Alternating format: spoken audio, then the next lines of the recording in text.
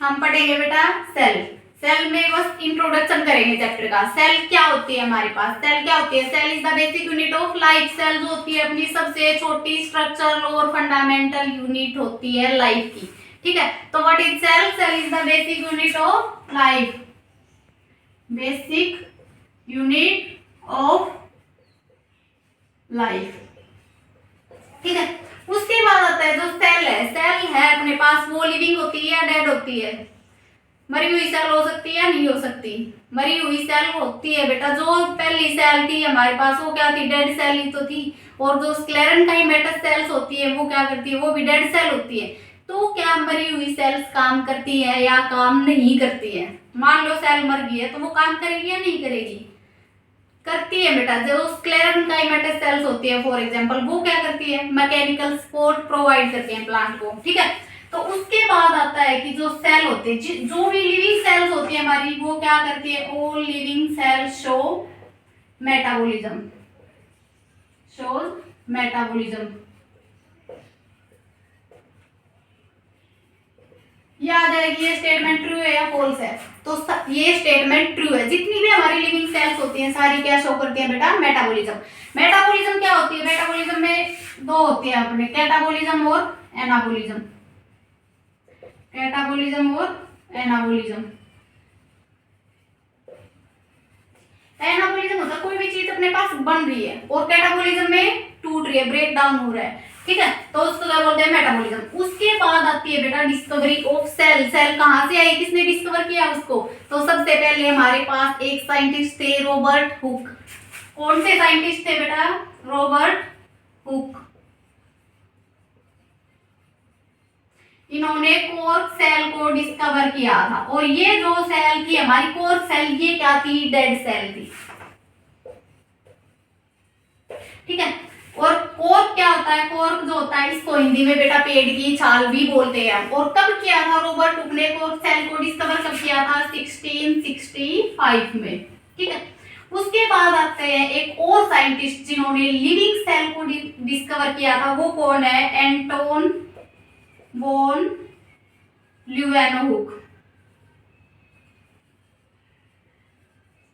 इन्होंने, इसके नाम भी ल्यूवेनहुक, लिविंग सेल को डिस्कवर किया था इन्होंने। ठीक है, उसके बाद आता है जो सेल होती है अपनी, सेल के अंदर न्यूक्लियस होता है। तो उस न्यूक्लियस को किसने डिस्कवर किया था? न्यूक्लियस को किसने डिस्कवर किया था? Robert brown.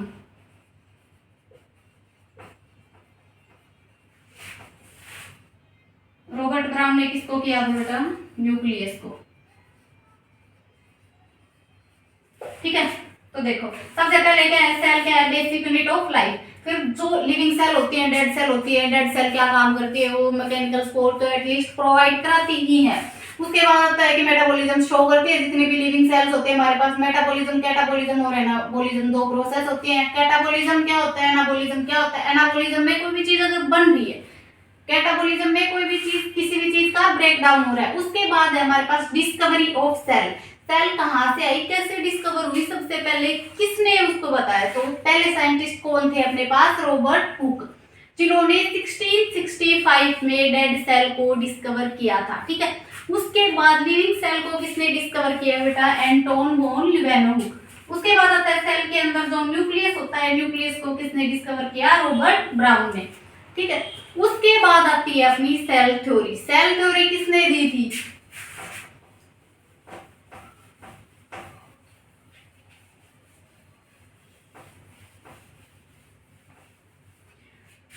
क्या आती है बेटा? Cell theory. तो सेल थ्योरी दो साइंटिस्ट थे हमारे पास, स्क्लीडन एंड स्वान। क्या नाम था बेटा? स्क्लीडन एंड स्वान। तो ये जो थे, ये क्या थे? ये थे बोटनिस्ट। ये क्या थे? ये बोटनिस्ट थे। और जो स्वान थे वो जूलॉजिस्ट। तो बोटनिस्ट है तो बेटा किसके ऊपर काम करेंगे? प्लांट के ऊपर। वो जूलॉजिस्ट है तो किसके ऊपर काम करेंगे? एनिमल्स के ऊपर। तो इसने प्लांट के ऊपर काम किया और किसके बारे में बताया? प्लांट्स में cell membrane and plasma membrane.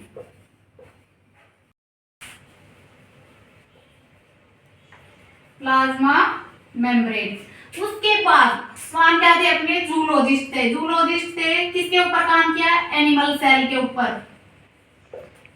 उन्होंने क्या बताया, एनिमल सेल होती है, एनिमल सेल में सेल वॉल होती ही नहीं है, तो इसने क्या बताया, सिर्फ प्लाज्मा मेम्ब्रेन के बारे में, क्योंकि एनिमल सेल में सेल वॉल होती ही नहीं है बेटा।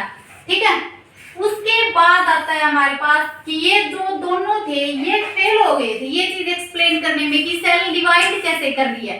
दे both fail to explain how cell divided. ठीक है, तो फिर एक और साइंटिस्ट है अपने पास, रुडोल्फ विर्टो। रुडोल्फ विर्टो,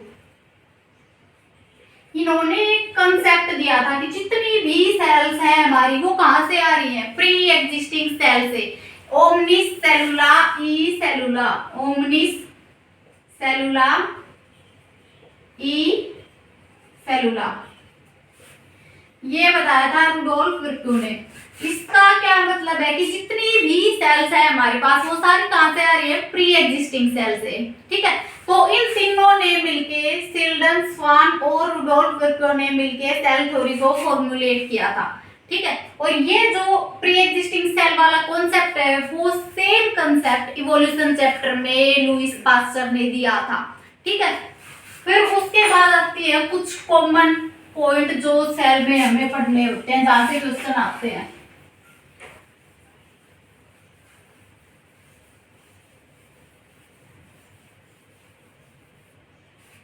सबसे छोटी सेल कौन सी होती है बेटा, स्मॉलेस्ट सेल कौन सी होती है, सबसे छोटी सेल, माइकोप्लाज्मा। माइकोप्लाज्मा, माइकोप्लाज्मा का डायमीटर कितना होता है, 0.3 माइक्रोमीटर। ठीक है, अब सवाल आता है कि जो माइकोप्लाज्मा होती है क्या उसके पास सेल वॉल होती है या नहीं होती। बहुत बार क्वेश्चन आ चुका है पहले, जो माइकोप्लाज्मा होती है उसके पास सेल वॉल होती है या नहीं होती। तो माइकोप्लाज्मा जो होती है उसमें सेल वॉल नहीं होती, सेल वॉल नहीं होती। उसके बाद आती है बैक्टीरियल सेल्स, बैक्टीरियल सेल्स। तो जो बैक्टीरियल सेल्स होती है इनका डायमीटर होता है 3 to 5 माइक्रोमीटर। ठीक है, तो बैक्टीरियल सेल्स होती है वो ये आता है कि जो बैक्टीरियल सेल्स होती है क्या वो सभी एक ही शेप की होती है, नहीं, जो बैक्टीरियल सेल्स होती है वो सारी अलग अलग शेप की होती है। फॉर एग्जांपल जैसे विब्रियो कोलेरा है बैक्टीरिया, विब्रियो कोलेरा, तो इसमें क्या होता है, विब्रियो से, विब्रियो मतलब कोमा शेप, जैसे कोमा लगाते हैं ना, इस शेप का बैक्टीरिया होता है इसमें। ठीक है, कोलेरा क्या होता है, वाटर बोर्न कॉन्टामिनेटेड डिजीज होती है। ठीक है, उसके बाद कोमा शेप हो गया, एक होती है कोकस, कोकस मतलब स्फेरिकल शेप, ऐसे स्फेरिकल शेप। ये किसमें होती है, स्ट्रेप्टोकोकस न्यूमोनिया, स्ट्रेप्टोकोकस न्यूमोनिया। ठीक है, ये वही जो ग्रिफिथ ने अपने एक्सपेरिमेंट में यूज किया था, स्ट्रेप्टोकोकस न्यूमोनिया। और ये बैक्टीरिया क्या करता है, ये न्यूमोनिया कोज भी करता है। ठीक है, उसके बाद आता है विब्रियो शेप्ड हो गया, स्फेरिकल शेप्ड हो गया, रोड शेप्ड।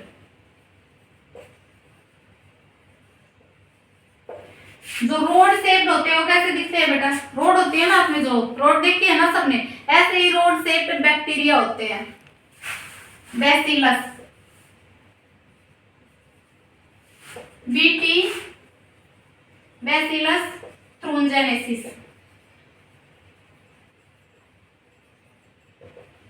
ये क्या करती है, जो अपने इंसेक्ट या पेस्ट होते हैं उनको किल करने में हेल्प करती है। ठीक है,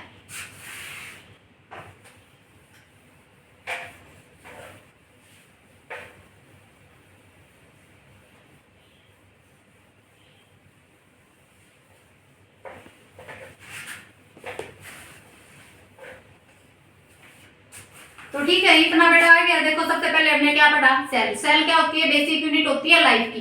तो सेल लिविंग सेल होती है, डेड सेल होती है। डेड सेल क्या करती है, मैकेनिकल सपोर्ट प्रोवाइड करती है। फिर उसके बाद आता है कि जितनी भी लिविंग सेल्स होती है वो सब क्या जो करती है, मेटाबॉलिज्म। मेटाबॉलिज्म में कैटाबॉलिज्म और एनाबॉलिज्म दो चीजें होती है। कैटाबॉलिज्म किसी भी चीज का ब्रेक डाउन, टूटना, एनाबॉलिज्म किसी भी चीज का बनना, ठीक है। उसके बाद पढ़ा हमने डिस्कवरी ऑफ सेल। तो सबसे पहले सेल किसने दी? Robert Hooke. किसमें दी? कॉर्क सेल में। तो कब दी? 1665 में। उसके बाद आता है कि लिविंग सेल किसने डिस्कवर करी? Anton von Leeuwenhoek. उसके बाद आता है कि सेल के अंदर जो हमारा न्यूक्लियस होता है उसको किसने डिस्कवर किया? तो न्यूक्लियस को किसने डिस्कवर किया बेटा? रॉबर्ट ब्राउन ने, ठीक है। उसके बाद सेल थ्योरी। सेल थ्योरी को किसने प्रपोज किया? स्क्लेडन एंड स्वान। जो स्क्लेडन थे हमारे वो क्या थे? बोटेनिस्ट थे, और जो स्वान थे वो जूलॉजिस्ट थे। तो एनिमल सेल में हमारे पास सेल वॉल होती नहीं है, तो उसने अकेले प्लाज्मा मेम्ब्रेन के बारे में बताया, और जो प्लांट सेल होती है उसमें सेल वॉल होती है, तो उसमें सेल मेम्ब्रेन और प्लाज्मा मेम्ब्रेन के बारे में बताया। बट ये जो दोनों साइंटिस्ट थे वो फेल हो गए ये बताने में कि सेल डिवाइड कैसे कर दिया। तो फिर एक साइंटिस्ट आया रुडोल्फ विर्टो, उन्होंने क्या दिया? ओमनी सेलुला ई सेलुला। तो उसका क्या मतलब है कि जितनी भी सेल्स है हमारे पास वो सारी की सारी कहाँ से आई है बेटा? प्री एग्जिस्टिंग सेल से आ रही हैं, या तो सेल या जो सेल के प्रोडक्ट होते हैं वहां से आ रही हैं। तो इन तीनों ने मिलके क्या किया? इन तीनों ने मिलके फॉर्मुलेट किया सेल थ्योरी को। उसके बाद कुछ ऐसे पॉइंट है कि सबसे छोटी सेल वॉल कौन सी होती है? कौन सी ऐसी सेल होती सेल कौन सी ऐसी सेल होती है जिसमें सेल वॉल नहीं होती है? तो कौन सी है? वो हमारी माइकोप्लाज्मा। उसके बाद बैक्टीरिया की शेप आती है कि कौन सी किसमें होती है, ठीक है। एक स्पाइरिलियम शेप रहेगी, spirillum shape bacteria, spirillum shape bacteria, rhodospirillum example इसका। ये किसमें हेल्प करते हैं? नाइट्रोजन फिक्सेशन में हेल्प करते हैं बेटा। रोडोस्पाइरिलम जो होते हैं वो नाइट्रोजन फिक्सेशन में हेल्प करते हैं। फिर उसके बाद आता है कि सिंगल आइसोलेटेड सेल सबसे बड़ी कौन सी है? किसमें होती है? Largest isolated single cell